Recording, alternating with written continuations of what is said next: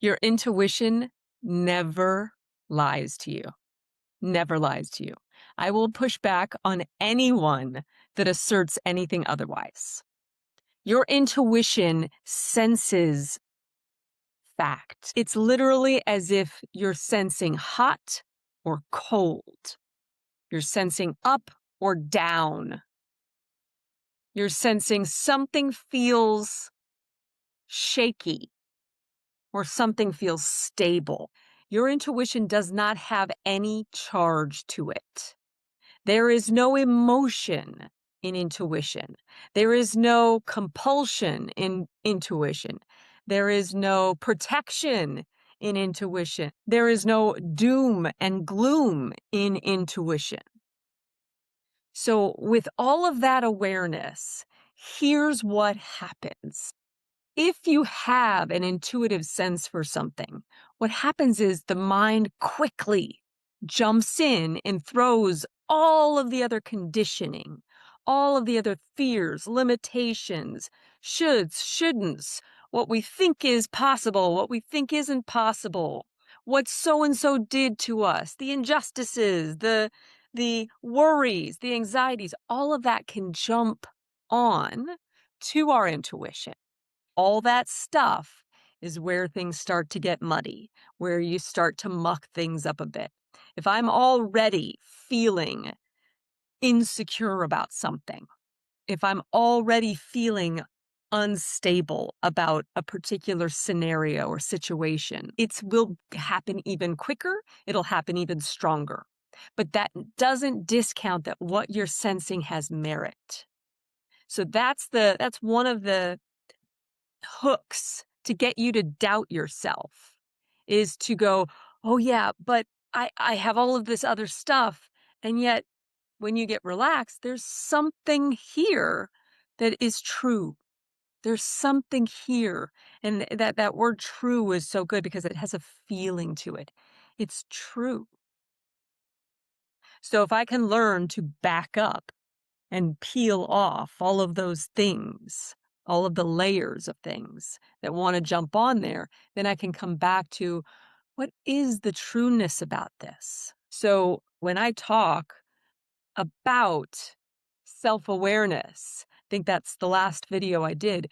Really, what do I feel like? Pure, clear, whole, complete. When I'm in that space, that pure, unconditional love flowing through me, flowing to me, abundance, wealth, peace, prosperity.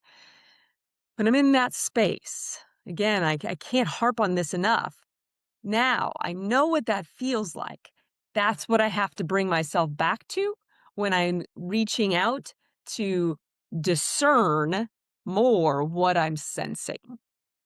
So I have to learn to separate out all of those thoughts and feelings. What does the real me feel like? What am I sensing? And the moment I start to feel a charge and emotion to it, I got to come back to the real me. What am I sensing again? Okay. What is that pointing me to? And how can I gather more information about that from a place of curiosity, from a place of possibility, rather than a place of anger, resentment, control, protection, fear, limitation, etc. So your intuition is just pure. It is pure and it's never wrong. It's never going to lie to you. So the other piece of that I want to talk about is when people are talking about, well, yeah, but my intuition pulled me toward doing this. And I made this decision based on that intuition, and the results weren't what I thought they were going to be. Therefore, my intuition was wrong. I'm going to push back on that too.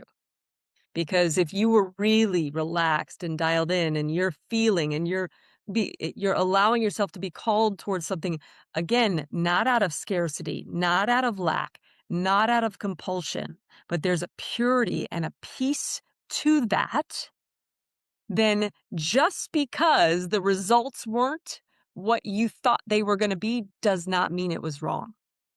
I want you to take a minute and think about the choices you've made in your life. Think about the decisions you've made in your life that you thought were going to have a certain outcome and they didn't. If you were to then go and some of the things I've shared in other videos, really go, okay, what did I learn from this? How did I grow from this? What could I do differently? If you do that, even if you never get the results you thought you were going to get, if you do that, it had value. It had purpose. That decision you made was exactly the decision you needed to make. So those two pieces of the puzzle, when it comes to intuition, we talk about that in lots of ways. We talk about it in the intuition of what I'm called to, which is what people typically relate to that word, but also your intuition, your sensitivity to your environment, to people, to situations, to realities, to facts, all of that kind of stuff.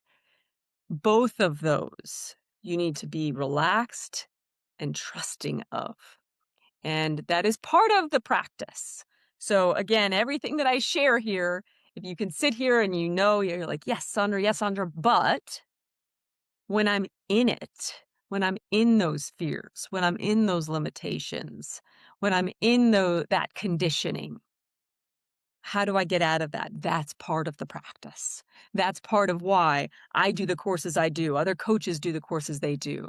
That's part of why you'll be hearing about it soon, but why I've created this course called Sovara Rising, which is really to help, specifically right now, to help women step into more that place of personal power.